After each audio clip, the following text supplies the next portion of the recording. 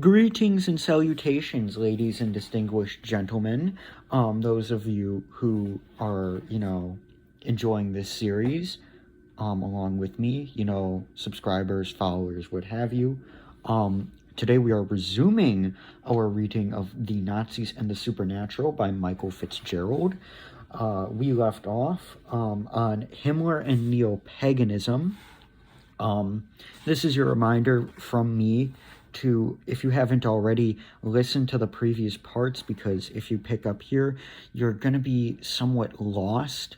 I highly recommend you start the series from the beginning, not just because I get more views for it, but because, you'll have a better understanding of what's happening.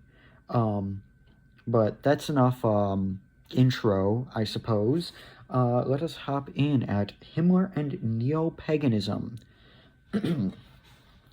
Himmler was one of the leading supporters of the pagan revival. The worshippers of Wotan and other Germanic gods was a passion of his and other heathen-minded Germans, both throughout the years before the Nazi Party came to power and once it became the government of the country. Himmler described Christianity as, quote, the greatest pestilence which could have befallen us in history. As early as 1934, attempts were made to establish the summer and winter solstices as the principal religious festivals in place of the existing Christian ceremonies. Christmas lights were spoken of as symbolizing the light of victory over the darkness and the process of perpetual renewal in nature through the seasons. Rather than simply lights shining from a tree, the symbol of light burning from large pyres to celebrate the solstice became common. The Völkischer Beobachter declared, "Holy fires we light to celebrate the turning of the sun, fires that are the symbols of the decadent and the bad, fires that are the symbols of the new ascent to the light, which means life." As Rustolf near Berlin, members of the German Labor Front conducted a Yuletide ceremony involving lighting a large pyre while members lined up before it with blazing torches, an event described by the Völkischer Beobachter as a wonderful nightly scene.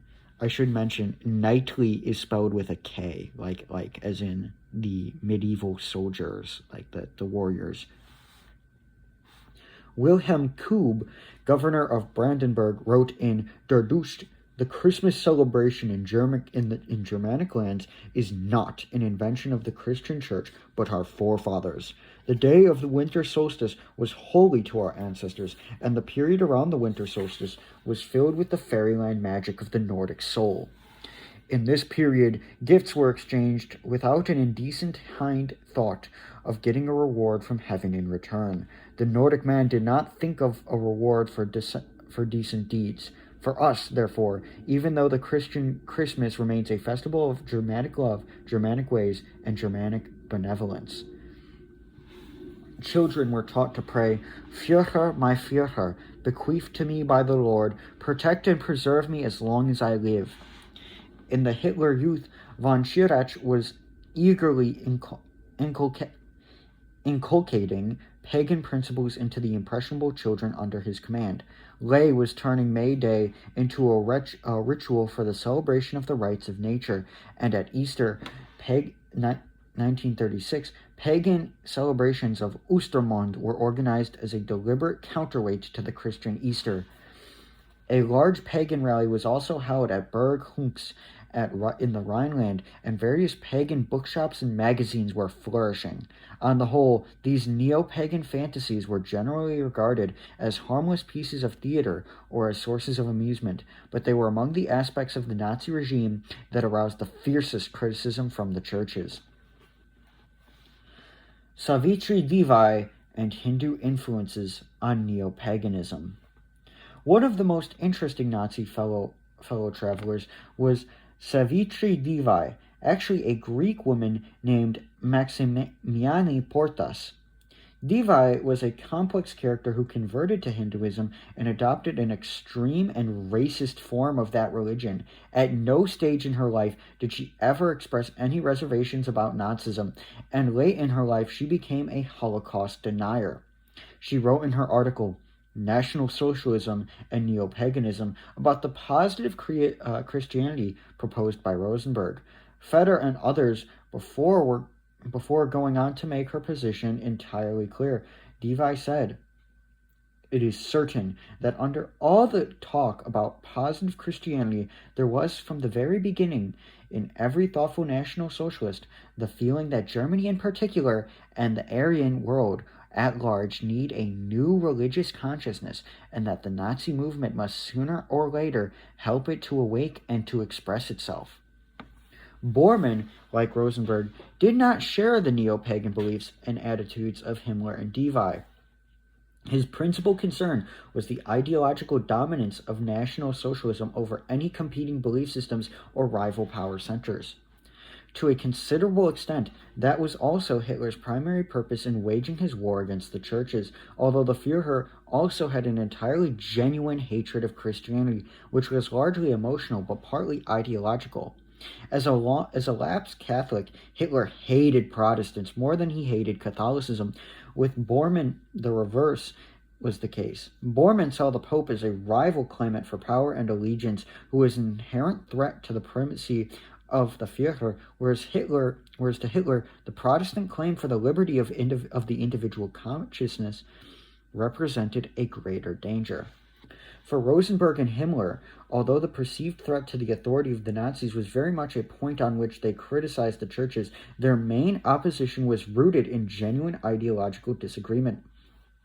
Himmler's conscious neo-paganism and the strange inverted sense of ethics he possessed led him to consider Christianity as morally wrong as well as mistaken. Rosenberg, with his vision of the world as inherently evil and a place from which we all should seek to escape, regarded Christianity as a world-affirming creed. In his view, it prevented the individual from achieving his or her ultimate destiny of surrender and extinction. Against the fierce integrity of men like Niemöller and Bonhoeffer, the Nazis had nothing of comparable weight to offer as a vision. Rosenberg's gloomy view of world renunciation was hardly an inspiring prospect. Himmler's neo-pagan fantasies were not even taken seriously by Hitler. The use of brutal force and even murder did cow Christians in Germany into silence, but the fatal flaw that lay at the dark heart of Nazism doomed its attempt to replace a far more ancient creed with its own delusions. In a sense, the Nazi movement was always dominated by an inner negativity. Nazi ideology governed by its obsessions with the things it hated far more than the things it professed to admire. Both National Socialism and Christianity demanded loyalty, faith, and adherence to certain ethical principles. The Nazi attempt to supplant Christian belief in the hearts and minds of the German people was conscious, deliberate, and aggressive. A questionnaire to the leaders of Bund Deutscher Mädel, the League of German Girls, actually asked if God or Hitler was greater, more powerful, and stronger. In a very real sense, the Nazi Party and its institutions were designed to replace the churches as centers of worship. In the place of God stood Hitler. In place of the devil, the Jews. As for the ethical side of National Socialism, its moral code was a little more than an inversion of Christian values. In place of kindness, it exalted hardness. In place of universal sense of humanity, it offered a vision of Aryans as the master race and Germans as the natural leaders of Aryanism. There was no promise of salvation for all in this barren creed, but at best, an eternal subservience to Germany as slaves, and for the Jews and Gypsies, physical extermination. That such attitudes could be considered a worthy foundation for any kind of political ideal is astonishing enough that they could seriously be regarded as religious imperatives defies belief. The great religions of the world, all in one form or another, offer the prospect of salvation to all true believers regardless of gender, ethnicity, or skin color. Nazism, with its racial exclusiveness and utter fixation upon German dominance, could never be more than a pale shadow of the Christian faith it so resolutely denounced.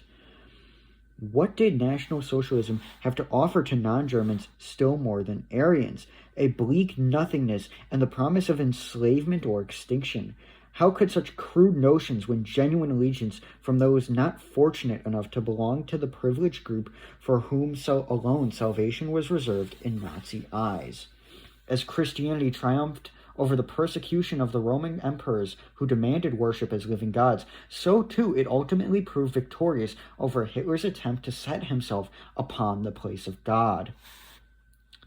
And we will end there.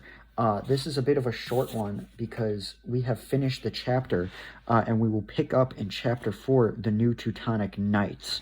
I prefer to keep these section by section and limited to their chapters, just to maintain some sense of order. So we're just going to cut it there. If you enjoyed, like and subscribe. You know, you can always undo it later. It's free. It costs you nothing.